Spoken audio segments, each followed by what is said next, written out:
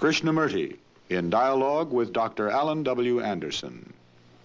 J. Krishnamurti was born in South India and educated in England. For the past 40 years, he has been speaking in the United States, Europe, India, Australia, and other parts of the world. From the outset of his life's work, he repudiated all connections with organized religions and ideologies and said that his only concern was to set men absolutely, unconditionally free. He is the author of many books, among them The Awakening of Intelligence, The Urgency of Change, Freedom from the Known, and The Flight of the Eagle. This is one of a series of dialogues between Krishnamurti and Dr. Allan W. Anderson, who is professor of religious studies at San Diego State University, where he teaches Indian and Chinese scriptures and the oracular tradition. Dr. Anderson, a published poet, received his degree from Columbia University and the Union Theological Seminary. He has been honored with a Distinguished Teaching Award from the California State Universities.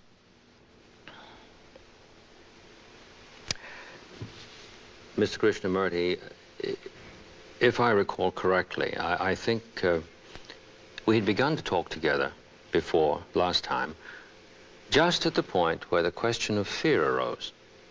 And I think we both perhaps could explore that together a little. Yes, Would you be good enough? Too.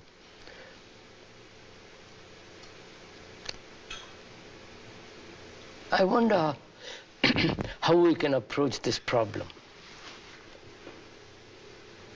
Because this is a common problem in the world. Everyone, or can say almost everyone, is frightened of something. Or it may be the fear of death, fear of loneliness, fear of not being loved, fear of not becoming famous, successful, or also fear of not having physical security, and the fear of not having psychological security. There are so many multiple forms of fears. Now, to go into this problem really very deeply, can the mind, and in which includes the brain, be really fundamentally be free of fear? Because fear, as I have observed, is a dreadful thing. Oh, yes. It darkens the world, it destroys everything. And I don't think we can discuss fear, which is one of the principles in life, without also discussing or going into the pursuit of pleasure. Mm-hmm. The two are the sides, two sides of the same coin. Fear and pleasure. Two sides of the same coin. Yes, yes. So as we are going to first take fear, there is conscious as well as unconscious fears. Mm-hmm. Fears that are observable, that can be remedied, and fears that are deep-rooted, deep in the recesses of one's mind. At the unconscious level. At the deeper levels. Yes. Now, we must be concerned with both. Not only the obvious external fears, but also the deep-seated, undiscovered fears. Mm-hmm. The fears that have been handed down, traditional fears. Being told what to fear. Mm-hmm. And also fears that the mind itself has produced, has cultivated. In one's personal history. Personal, and also in relation to others. Yes. Fears of physical insecurity, losing a job, losing a position, losing something, and not, or the positive is not having something, and so on and on. So, if we are going to talk about this question, how shall we, you and I, approach this? First, take the outer, the obvious physical fears, and then from there move to the inner. Very well. And so cover the whole field, not just one little fear of an old lady or an old man or a young man. You take the whole problem of fear. Good. Not just take one leaf of fear or one branch of it, but the whole movement of fear. Yes. We're back to that word movement again. Movement. Good, of fear. good. The whole movement of fear. Mm-hmm. Now, outwardly, physically, it is becoming obvious that we must have security. Physical security, that is food, clothes and shelter, are absolutely necessary. Not only for the Americans, for the whole humanity. Yes, of course. And it's no good saying we are secure and to hell with the rest of the world. The world is you, Yes. and you are the world. You can't isolate yourself and say, I'm going to be secure and not bother about the others. Secure myself against them. Again, it becomes a division, conflict, war, Yes. all that produced. So that physical security is necessary for the brain. The brain can only function, as I have observed it in myself, in others, not that I'm an expert on brain or neurology and all that, but I've observed it. The brain can function only in complete security. Then it functions efficiently, healthily, not neurotically. And its actions won't be lopsided, brain needs security, as a child needs security. Now, that security is denied when we separate ourselves. The Americans, the Russians, the Indians, the Chinese, the national division has destroyed that security. Because of wars. Yes, that is a physical barrier. Physical fact. Yes, yes. Oh, yeah. And yet we don't see that. Sovereign governments with their armies, with their navies and all the rest of it, is destroying security. In the name of In the name of whatever. providing it. Yeah. Yes. So, you see, what we're trying to get at is how stupid the mind is. It wants security, and it must have security. And yet it's doing everything to destroy that security. Oh, yes. Yes, yes, I see that. So that's one factor. And the factor of security is in jobs. Either in a factory, in a business, or as a priest in his job. So occupation becomes very important.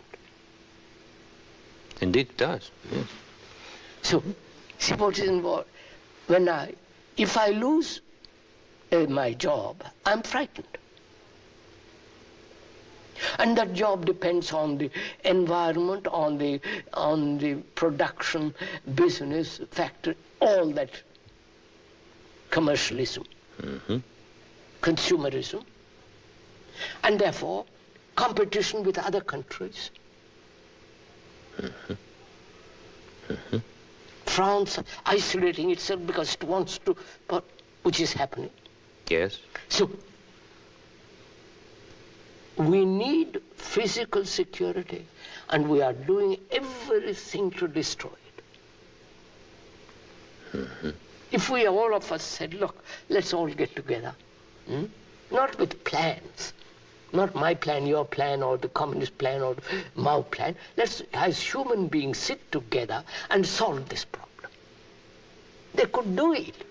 Science has the means of feeding people. But they won't, because they are conditioned to function so as to destroy security which they are seeking. Mm-hmm. So that's one of the major factors in physical security. Then there is the fear of physical pain. Mm-hmm. Is physical pain in the sense one has had pain, let's say last week. Mind is afraid that it should happen again. So there is that kind of fear.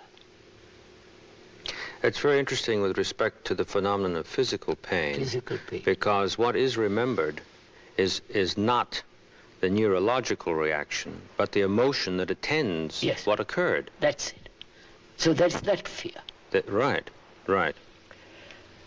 Then there is the fear of outward opinion, what people say, public opinion. Reputation. Mm-hmm. You see, sir, all this is born out of disorder. Mm-hmm. I don't know if... Oh, yes. Which we discussed. Which we looked into previously. So, can the mind bring about security, physical security, which means food, clothes, and shelter for everybody?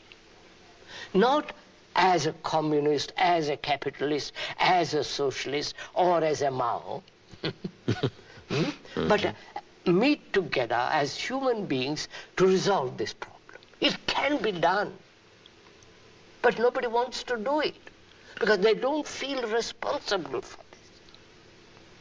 I don't know if you've been to India,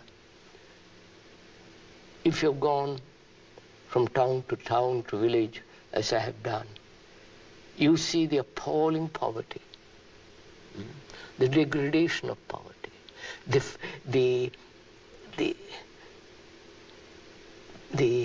sense of hopelessness of it. Yes, I have been to India, and it was the first time in my life that I sensed poverty not simply as a privation, but it seemed to have a positive character about it. It was so stark. I know, sir. Personally, we have been through all that. Oh, yes. So, physical survival is only possible when human beings get together. Not as communist, socialist, all the rest, as human beings who say, look, this is our problem, for God's sake, let's solve it. But they won't, because they're burdened with problem, with planning. How to solve that? I don't know if I'm... Yes. You have your plan, I have my plan, here. So planning becomes plans become most important rather than the starvation. And we fight each other. And common sense, affection, care, love can change all this. So I won't go into that. Then the fear of public opinion. Do you understand? What my neighbor will say. My image, the national image, yes. And I depend on my neighbor. Oh, yes, necessarily. If I am a Catholic living in Italy, I have to depend on my neighbor. Because I lose my job if I'm a Protestant then. So I accept it. I go and salute the Pope or whatever. It has no meaning. So I'm afraid of public opinion. See what a human mind has reduced itself to. I don't say to please us with public opinion, because that's stupid. They are conditioned. They are frightened as much as I am. So there is that fear. And there is the fear, physical fear of death, which is an immense fear. That fear one has to tackle differently when you come to it, when you talk about death and all Yes. that. So there is the outward form of fear, fear of darkness, fear of public opinion, fear of losing a job, fear of survival, not being able to survive. Sir, I have lived with people with 1 meal a day, and that's not enough even. I walked behind a woman with a girl, and the girl said in India, "Mother, I'm hungry." And the mother says, "You have already eaten for the day." You understand? Yes.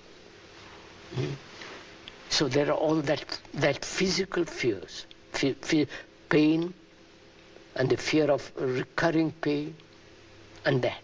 And there is the other fears are much more complicated. Fears of dependency, inwardly. I depend on my wife. I depend on my guru. I depend on the priest. I depend on the so many dependents. And I'm afraid to lose it, to be left alone. To be rejected. To be rejected. If that woman turns away from me, I'm lost. I get angry, brutal, violent, jealous, because I've depended on her. So dependency is one of the factors of fear. And inwardly, I'm afraid. I'm afraid of loneliness. The other day I saw on the television a woman saying, "The only fear I have in life is my loneliness."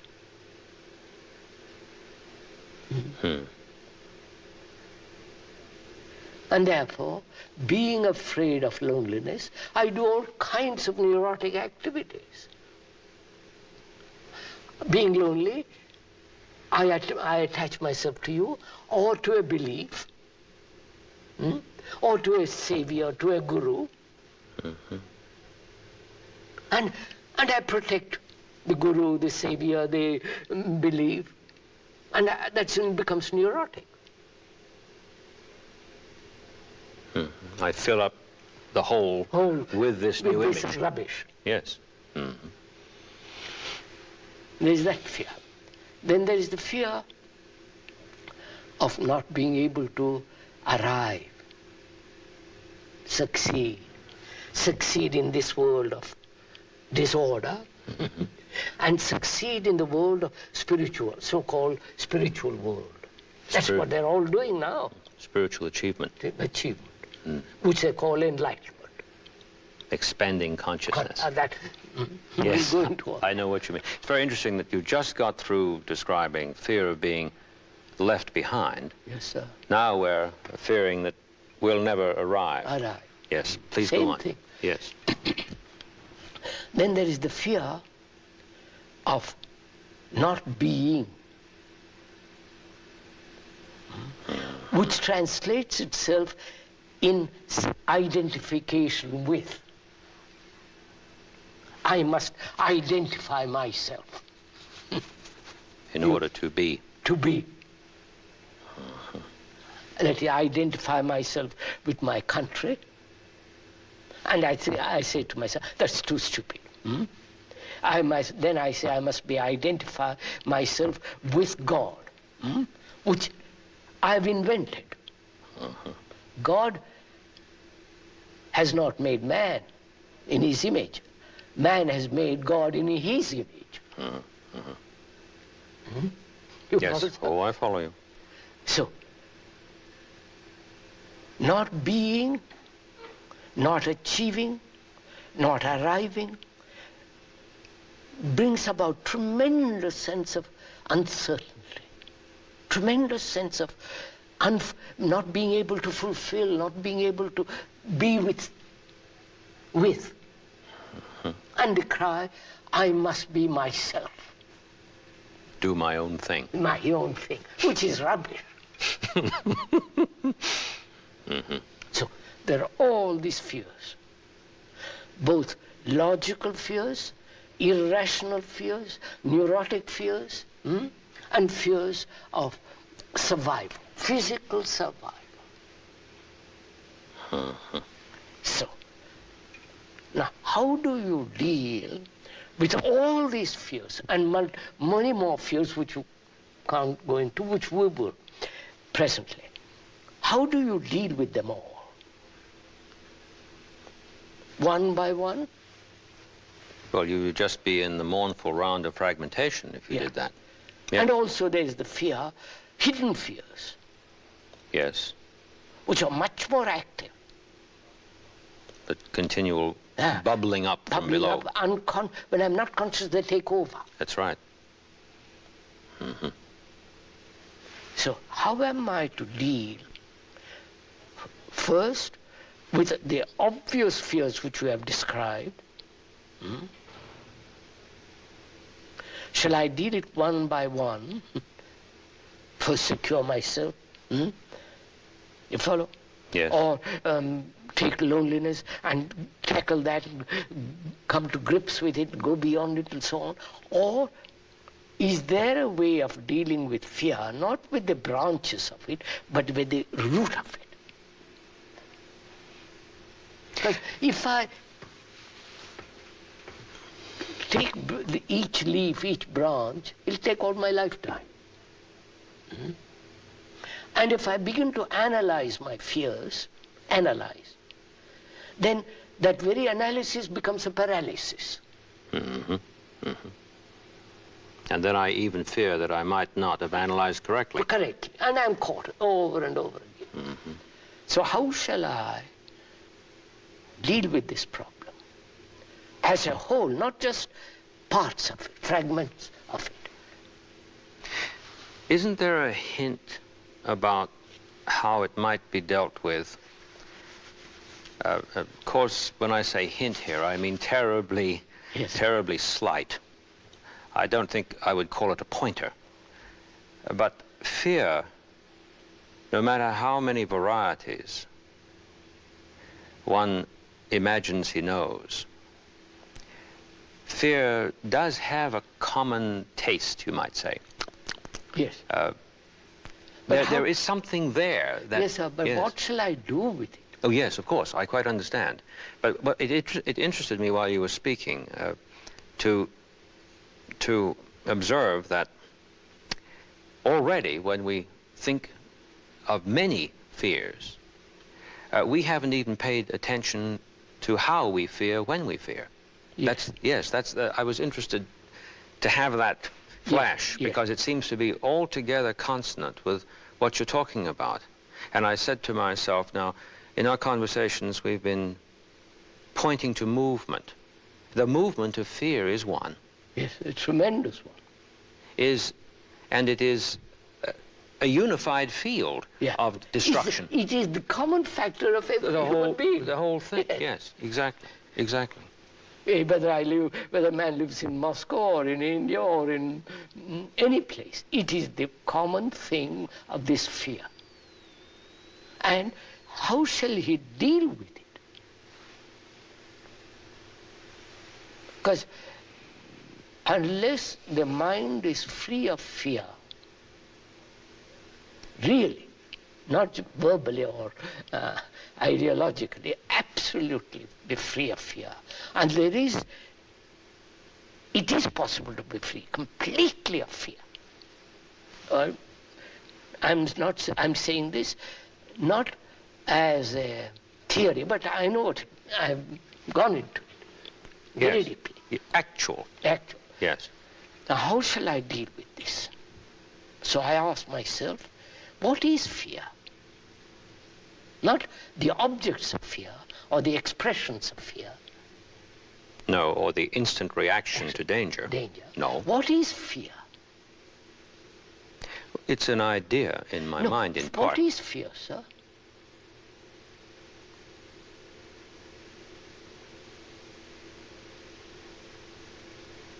If we have said it's an abiding...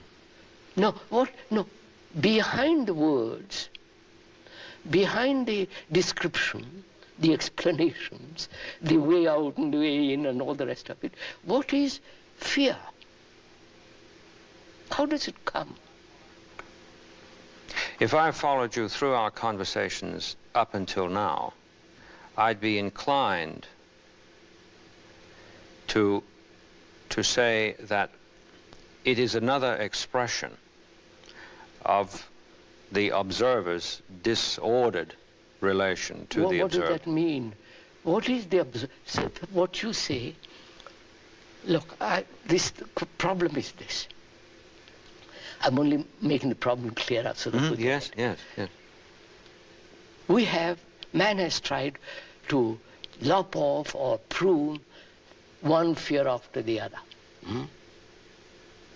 Through analysis, through escape, through identifying himself with something which is called courage, or saying, well, I don't care, I rationalize my fears and remain in a state of rationalized, intellectual, verbal explanation, but the thing is boiling. So what shall I do? What is fear? Unless I find this out, not because you tell me, unless I find it out for myself, as I find for myself that I am hungry. Nobody has to tell me I'm hungry. I have to find this out. Yes, now there's a difference here in terms of what you have just said. And in so saying, pointing to something. And my earlier reply, when you asked me what is fear, I did the usual academic thing. If I have followed you up until now, then it seems clear that. Whereas, let's forget about the following. Let's zero in on it right now, and then I must say, not I might say, but I must say that I can't tell anybody else what fear is with respect to what it is I am going to discover in me as such. And all my continual descriptions about it are simply a deflection from my immediate issue, which is here. Yes. Yes. So, I am not escaping. No. I am not rationalizing. I am not analyzing. Because analysis is real paralysis. Yes, indeed. When you're confronted with a problem like this, you're merely spinning, going on, analyzing, and the fear of not being able to analyze perfectly, and therefore go to a professional who needs also an analysis.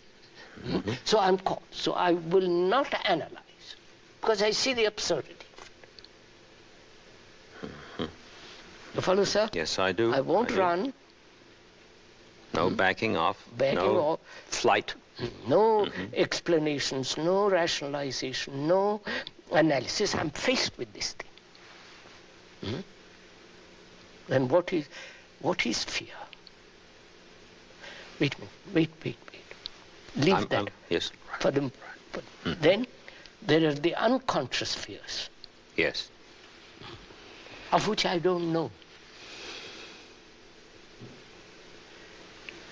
They express themselves occasionally when I'm alert. When I see this thing coming out of me. When I'm alert. Alert. When I'm watching. Or when I'm not, when I'm looking at something, this comes up. Uninvited. Now, it is important for the mind to be completely free of fear. It's essential, as food is essential. It's essential for the mind to be free of fear.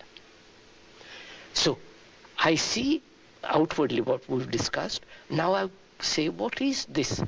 What are the hidden fears? Can I consciously invite them come to the surface?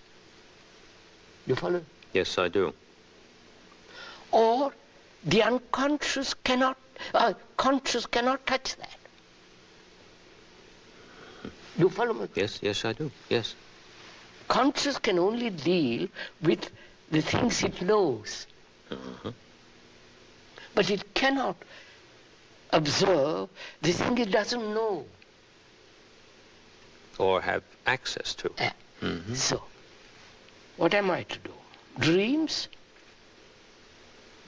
are merely the continuation of what I've lived during the day. They continue in a different form and so on. We won't go into that for the moment. So how is all that to be awakened and exposed? The racial fears,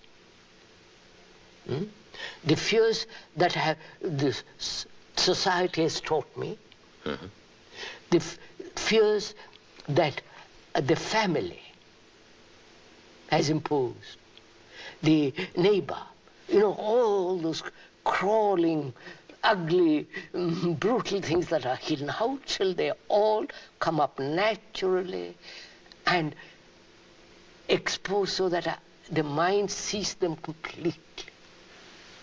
You understand? Yes, I do. I was just thinking about what we're doing in relation to what you're saying. Here we are in a university situation where hardly any listening goes on at all, if any. Why? Well, if we were to relate to each other in terms of my sitting back here, saying to myself every time you made a statement, well, what do I have to say back?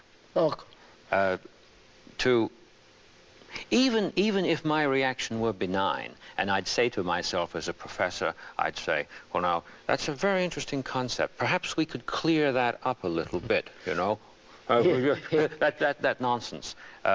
Nonsense in terms of what is immediate here. That's what I mean. I don't mean demonstrating something on a board.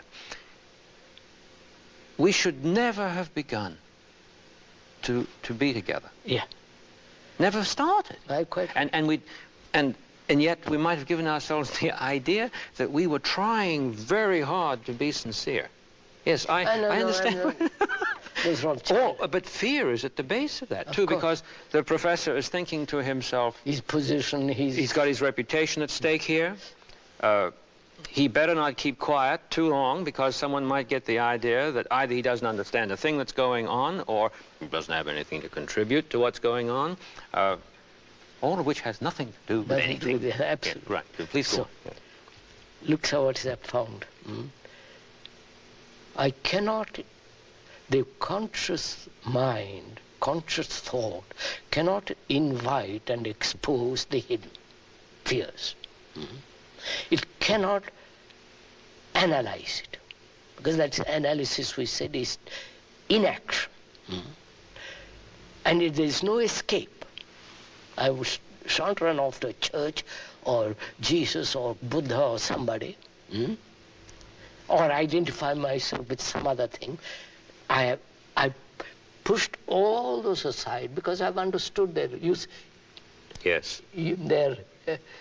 their futility. So I'm left with this. I'm this, my baby. Yes. Right. So, what shall I do?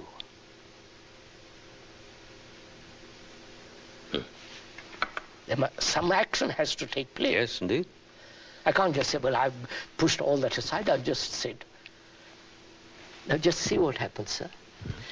Because I've pushed all those aside, through observation, not through resistance, not through violence, because I've negated all those, escape, no analysis, running off to something and all the rest of that, I have energy, haven't I? Mind has energy now. Now it has, yes. Yes, it floods up. Because I've pushed away all the things that are dissipate energy. Energy leaks. Therefore, I have now this thing. I'm confronted with that. Confronted with fear. Now what can I do? Listen to this, sir. What can I do? I can't do anything. Because it is I who have created the fear. Public opinion. Yes, yes, yes. Right? So I cannot do a thing about fear. Precisely. But there is the energy which has been gathered, which has come into being when all dissipation of energy has ended. There's energy. You follow? Exactly, virtue. Right. Energy. Manifested. Yeah, energy. Exactly. Now, what happens? This is not some hocus pocus. This is some kind of mystical experience. There is actual fear, and I have tremendous energy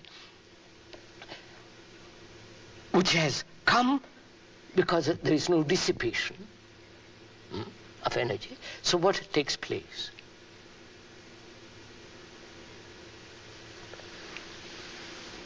So wait. Oh, I'm waiting. Wait.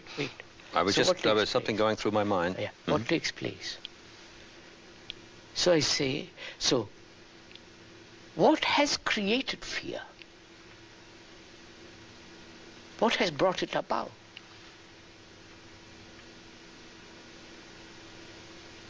Because if I have the energy, you follow, sir, to put that question and find the answer for that question. Not, I've got energy now.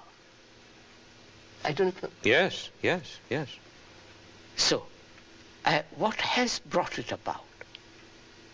You, my neighbor, my country, my culture? Myself. What has brought it about? I've done it. Who is I? I don't mean I as the fragmented observer up from me. It is this. I'm thinking what you said earlier about the mind as disordered, which requires to empty itself of the disorder. Doesn't require another mind to do it. No, yes. I'm asking, what has brought this fear into me, into my consciousness? I won't use that word because we'll have to go into that in a different way. What has brought this fear? And I won't leave it till I find it. You understand, sir? Because I've got the energy to do it. I don't depend on anybody, on any book, on any philosopher, nobody. Would it be the case that once that energy begins to flood, that the question itself disappears? And I begin to find the answer. Yes. I don't put the question, but I find the answer. Right. Now, yeah. Right, what is the answer?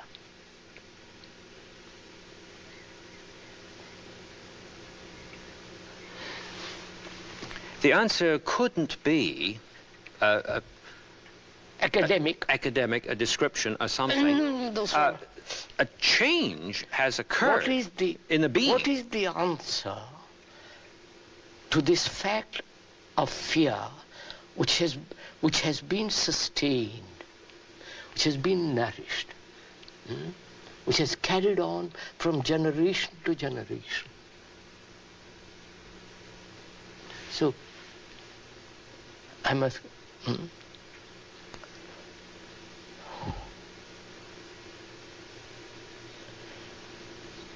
Can the mind observe this fear, the movement of it? The movement of it. Not just a piece of fear. Or a succession of fears. Yeah, but the movement of this The movement whole of fear itself. fear. Observe it without the thought that has created the observer. I don't. Oh, yes, yes, yes. So, can there be observation of this fact, which I have called it fear? Because I have recognized it, the mind has recognized it, because it has had fear before. So through recognition and association, it says this is fear. Yes, that never stops. So Yes. can the mind observe without the observer, who is the thinker, observe this fact only? That means, can the observer, which is thought, the observer as thought has produced this. I don't know. So thought has produced this. Right? I'm afraid of my neighbor, what he says, because I want to be respectable. That is the product of thought. I've divided, thought has divided the world into America, Russia, India, and China, and all the rest of it. And that destroys security. That's the result of thought. I am lonely, and therefore I act neurotically, which is also the fact of thought. So, I see very clearly that thought is responsible for that. Right? Right, sir? So, what will happen with thought then? Thought is responsible for this. It has nourished it, has sustained it, it has encouraged it, it has done everything to sustain it. I'm afraid of the pain that I had yesterday happening again tomorrow, which is the movement of thought. So, can thought, which can only function within the field of knowledge, that's its ground. Yes. And fear is something new each time. Fear isn't old. No. It is made old Yes. when I recognize it. Yep. Yes. Yes. But when the process of recognition, which is the association of words and so on, can the mind observe that without the interference of thought? If it does, fear is not. Right. Right. The thing that was hitting me while I was sitting here intently, the thing that was hitting me was that the moment that occurs, the thought and the fear immediately disappear. So, fear then can be put away completely.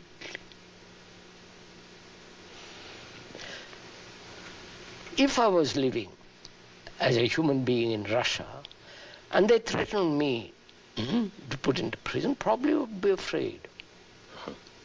Which is a natural self-preservation. Of course, of course. That's a natural fear, like a bus coming rushing towards you. You step aside. You run away from a dangerous animal. That's a natural self-protective reaction. But that's not fear.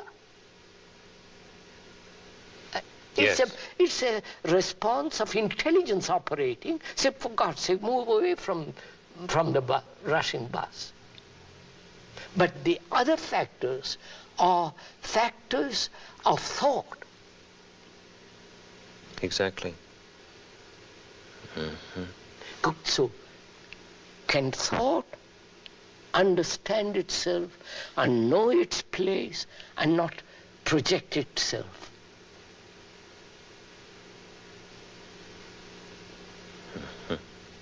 Not control, which is an abomination. If you control thought, who is the controller? Another fragment of thought. Another thought. It's a vicious game you are playing with yourself. So, can the mind observe without a movement of thought? It will only do that when you have understood the whole movement of fear. Understood that, not analyze, looking at it. It's a living thing, therefore you have to look at it. It's only a dead thing that you can dissect and analyze, kick it around. But a living thing, you have to watch. Like, This is very shocking, because in our last conversation, just towards the end, we came to the place where we raised the question of someone saying to himself, I think I understand what I've heard. Now I'm going to try that. And then fear holds up a mirror to itself. of course. And one is suddenly ringed about by a world of mirrors. You don't say, sir, when you see a dangerous animal, I'll think about it. You move. You act. Because that's tremendous destruction waiting there. There's a self-protective reaction which is intelligent. Say, get out. Here we are not using intelligence. And intelligence operates when we have looked at all these fears, the movements of it, the inwardness of it, the subtlety of it, the ugly, the whole movement. Then out of that comes intelligence and says, I've understood it. It's marvelous. Yes, it's very beautiful. Very beautiful. We were going to say something about pleasure. That must be dealt. And we'll, right, exactly. So, sir, look, we said there's the physical fears and psychological fears. Yes. Both are interrelated. You can't say, well, that's one, this is the other. They're all interrelated. And the interrelationship and the understanding of that relationship brings this intelligence which will operate physically, saying, like, let us then work together, cooperate together to feed man. You follow, sir? Let's not be national, religious, sectarian. What is important to feed man, to clothe him, to make him live happily. But you see, unfortunately, we are so disorderly in our ways of life that we have no time for anything else. Our disorder is consuming us.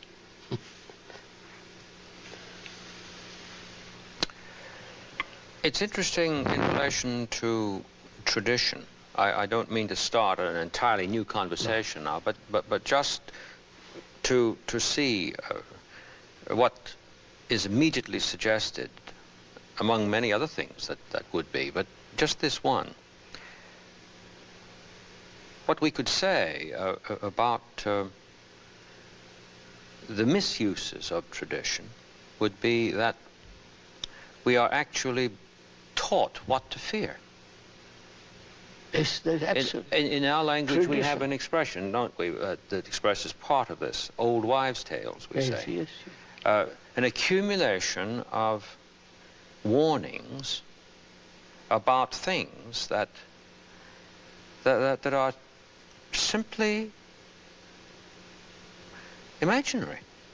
Not in the creative sense of imagination, and I'm using the word creative there very loosely, very loosely, but fantasia, phantasmagoria. Gloria, yes. From the little one's earliest years, gets this stuff with the bottle. Bottle, I know. And then when we get into adolescence, we reflect on these things we've learned, and if things go wrong, we feel that perhaps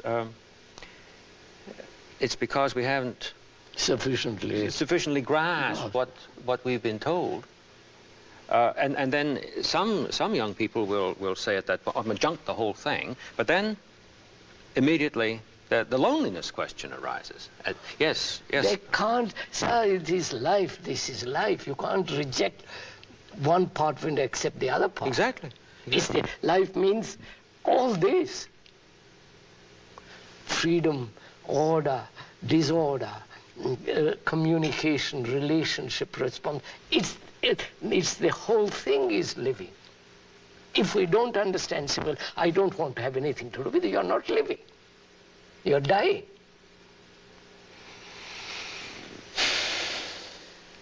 Yes, of course.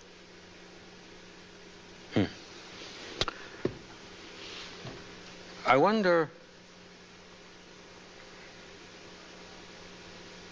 how much,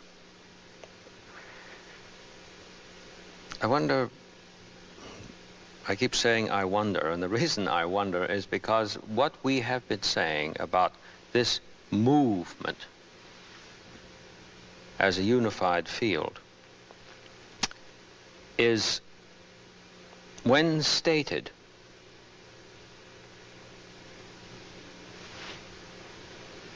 taken by thought, and you might say, put in the refrigerator, and that's the reality to the person. Quite so.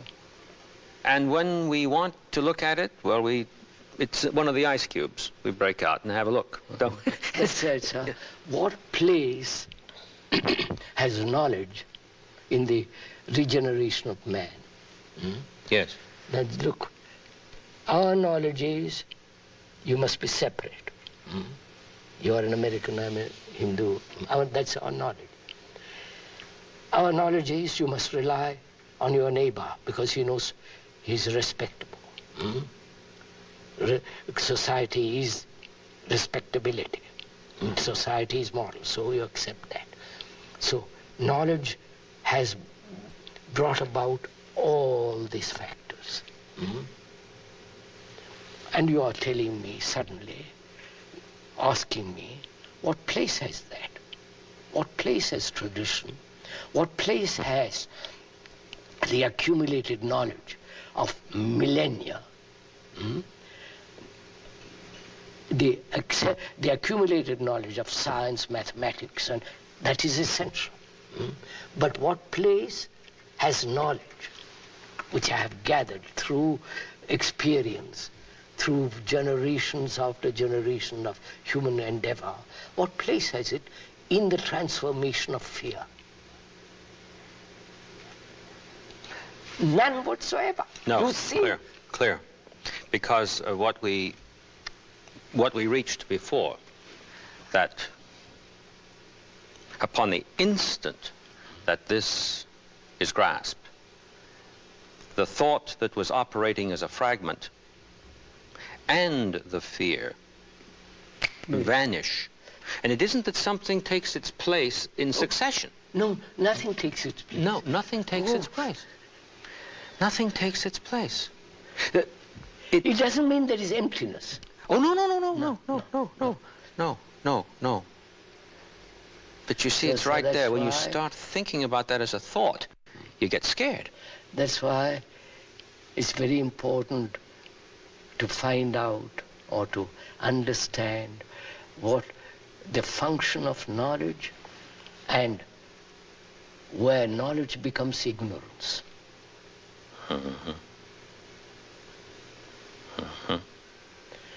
We mix the two together. Knowledge is essential. To English, speaking English, driving and doesn't. Knowledge is essential. But when that knowledge becomes ignorance, when we're trying to understand actually what is. The what is this fear, this disorder, this irresponsibility. To understand it, you don't have to have knowledge. All that you have to do is to look. Look outside you, look inside you, and then you see clearly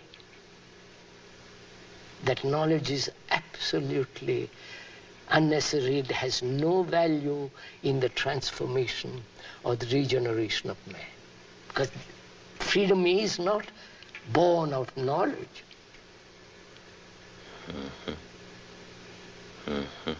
Freedom is when all the burdens are not. You don't have to search for freedom. It comes when the other is not. It isn't something in place of the horror that was there before. Yes. I think that's enough. Yes, I quite follow you. Maybe next time we could... Tomorrow we can carry on. We could carry on into with this... pleasure. With pleasure, as such, the opposite side of that coin.